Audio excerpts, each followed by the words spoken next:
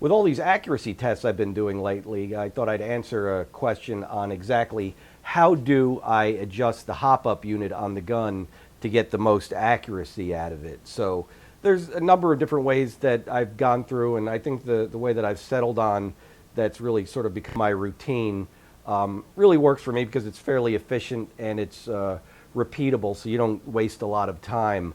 So let's take a look at that. All right, so this is my routine for setting up the hop-up on an airsoft gun. First thing you're going to want to do is shoot it a couple of times through the chronograph and get a reading that you're satisfied with. Obviously, some fields have limitations on what your maximum velocity should be. So the first thing you should do is get a acceptable velocity out of the gun. That is, if your gun can be adjusted, if it's an HPA gun or it has some other means like a quick release spring that you can change out springs and adjust your velocity. So once you're settled that the gun is shooting the velocity that you want, you can go ahead and start taking shots with it and just see roughly what the hop-up is doing. And you can see in this case, although I'm centered on the target, the BB is almost going below the target. So this hop-up is almost not affecting the bullet at all. It's probably not making any kind of contact with the BB, so there's almost no backspin. I should add too that we have the gun set up in a rest so that it's not being moved by me when I'm shooting. You can try to do this, you know, shooting offhand or, you know, in a prone position or maybe with a bipod, but the more that you can stabilize the gun, the more you'll get a realistic idea of what the gun's doing more than, you know, minor errors that you're inducing into it by moving yourself. So this certainly quickens the process somewhat. So get some sandbags or, you know, pillows or whatever you need to get in order to stabilize the gun so it doesn't move. So we're going to start adding a little bit of hop up to it at this point to try to get the hop up to actually be affecting the flight path of the BB. So I'm just going to keep slowly adding hop as I'm shooting.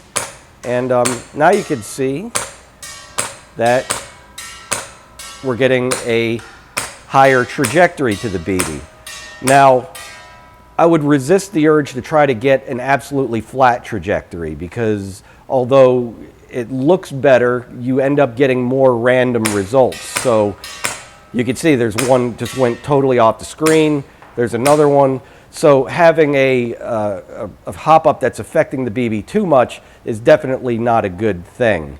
And I would also mention that as you're adjusting the hop-up, that you need to you can't just adjust it and shoot a shot and see what it's doing. You have to take several shots, and then you can start to get an idea what the hop-up is doing, because it usually takes a little while or a few shots for the hop-up to settle in and start doing what it's going to be doing consistently. So we're going to dial it back a little bit at this point until we can actually see the arc come back into it. Still going up a bit.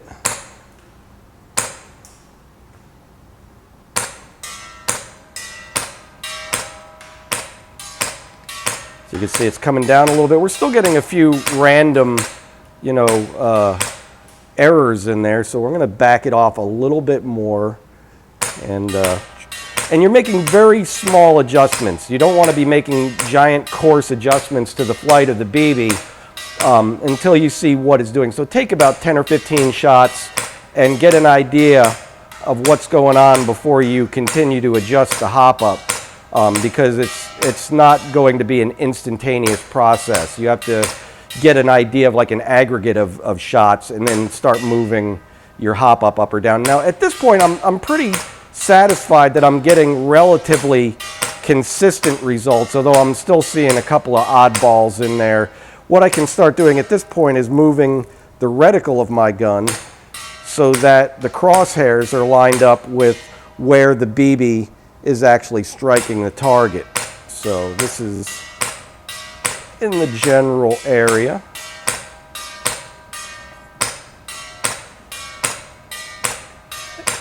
And you can see we're getting some pretty consistent results at this point. So once you're happy with the consistency of the gun, if you're seeing a lot of random shots or random results, I would tend to back the hop-up off until you dial that out. you're really not going to get it all in one shot. It's going to have to be a lot of trial and error before you get it to that point. And I would also say that it's a good idea to use less hop up than more hop up. I like to go with a significant arc to the BB, because it seems like the flatter the trajectory you get, the more randomness you're going to get to the shot. So get to the point that you're seeing more consistency. Flatter is not always better. Sometimes that arc is exactly what you're looking for. So once we've got to that point, it's a good idea to go on and move on to the paper target. And the reason why I didn't just start on the paper target is because to go through this whole process just on paper, you're going to blow through a whole ton of targets that way. So it makes a little more sense to start on a metal target where you can get a rough idea of where the BB's going, and then you can do your final fine-tuning on your paper targets.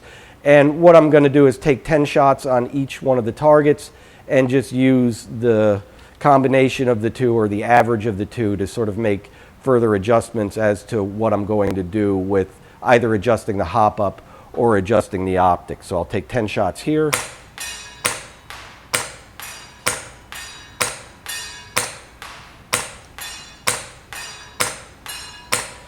And the object is not to hit the bullseye. The object is to create a group of shots that are consistent so that you can eventually move your optics or adjust your optics so that it is actually hitting the bullseye. But at this point, it's more important to create a tighter group of shots, and then you know, okay, I need to move this up and left or down and right or whatever the issue is. And so we'll take 10 more shots.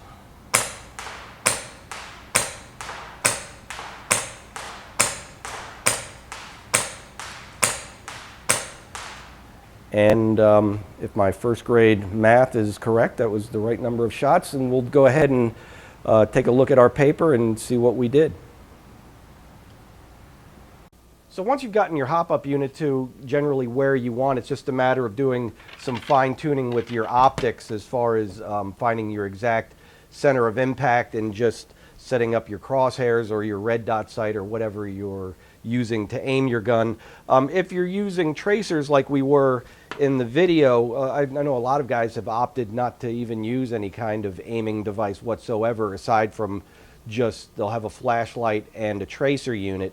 Either way, it really pays off to have a gun that's shooting consistently so that you know where the center of impact is. I know there's a lot of guys that will argue, or I know of a few, that will argue that having an optic on an airsoft gun is absolutely useless. I would somewhat argue against that. I think if you're using it properly, I think it can be a way to get on target quicker and score faster hits. But I think a lot of that comes down to practice and repeating it. It's sort of like a martial art of sorts where you have to gain some sort of muscle memory and retain it, and you can't really do that unless you practice a lot. So that's probably some of the best advice I can give you. As far as doing the adjustments, just remember, take your time. It's not going to happen quickly. You have to wait for the hop-up to settle in, so you're going to go through a lot of ammunition, so be prepared for that. And try to figure out what is the average range that you're shooting at. So if you're in an indoor facility like this, at closer ranges, it doesn't make much sense to set up your target at 100 or 200 feet, where if you're outdoors, setting your target only 25 feet away is probably not going to give you a very reliable result. So try to figure out what your average target distance is going to be and use that to set up the accuracy of your hop-up unit. So hope this helps, and stick around. We'll have some more videos coming up real soon. So till then, don't let the bastards get you down.